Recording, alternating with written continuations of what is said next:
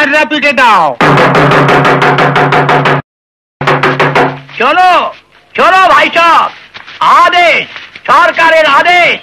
এত দ্বারা অত্র এলাকার জনসাধারণকে জানানো যাইতেছে যে আজ হইতে 7 দিনের মধ্যে যদি ঘনশ্যাম মাঝি মহেশ মান্না বাবুর সমস্ত টাকা মিটিয়ে না দেয়, তাহা হইলে তাহার প্রতি নিলাম করে দেওয়া হইবে।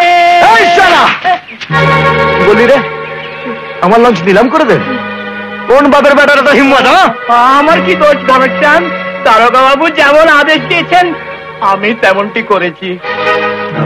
ওস্তাদ, এখন কি হবে? বোর্ড না হলে মাছ ধরবো কি দিয়ে? দেখি কোন বাপের বেটা আমার লঞ্চ নিলাম করে।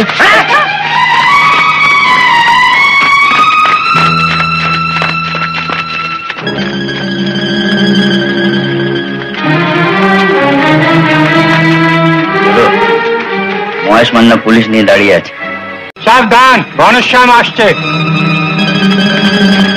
এসব কি হচ্ছে বড় বাবু? আমার লোক ঢোল পিটিয়ে সারা গায়ে জানিয়ে দিল, আর তুমি জানতে পারলে না কি হচ্ছে? কিন্তু তো অন্যায় অবিচার স্যার। মহেশ বাবু আমাদের মালের ঠিক ঠিক দাম দেন না, সেজন্য ওকে মাল দিই না, কিন্তু লঞ্চের কিছু তো ঠিক মতো দিয়ে যাচ্ছি। মিথ্যাবাদী! স্যার, একে লঞ্চ কেনার জন্য টাকা দেওয়া হয়েছিল শুধু এই জন্য যে পুরো মাছ আমার কাছে বেচবে। এখন মাছও দিচ্ছে না, কিস্তির টাকাও দিচ্ছে না। দেখছেন স্যার, দেখছেন আপনার সামনে চোখ রাখাচ্ছে, গিভিং রেড আই। হ্যাঁ, এরকম একটা লোকের কাছে আমি এতগুলো টাকা কি করে ফেলে রাখি বলুন? হয় লঞ্চ ফেরত দিক, না আমার টাকা ফেরত দিক। Money back, money back. Mahesh বাবু ঠিকই বলছেন, তবু আমি তোমাকে 7 দিনের সময় দিয়েছি ঘনশ্যাম। ততদিন এই বোট পুলিশের জিম্মায় থাকবে। 7 দিনের মধ্যে তুমি যদি মহেশ বাবুর পুরো পয়সা না দিতে পারো, তবে নিলাম করে আমি আমার পুরো পয়সা উসুল করে নেব, হোল প্রাইস ব্যাক। সে তো আপনি করবেনই।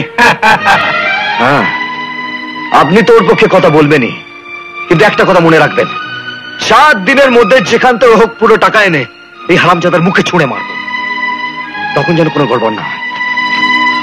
আর মহেশ মান্না, এর বদলা আমি এমন নেব তুমি সারা জীবন মনে রাখবে।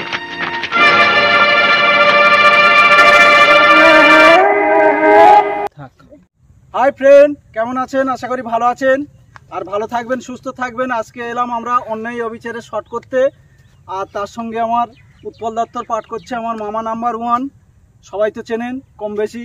আর এই ভাইরা আছে, ভাইও আজকে আমার সঙ্গে অভিনয় করেছে, আর 2টো ভাই আছে, সবাই মিলে অন্যায় অবিচার করলাম। দেখবেন, অবশ্যই ভালো লাগবে, আর ভালো লাগলে লাইক কাউন্ট শেয়ার করবেন। আর মামা কিছু বলতে চায়। হ্যাঁ বন্ধুরা, আজকে আমরা অন্যায় অবিচার শর্ট করলাম, অন্যায় অবিচারের শর্ট। আমার সঙ্গে যতীনের পাঠ করলো কালো সোনা।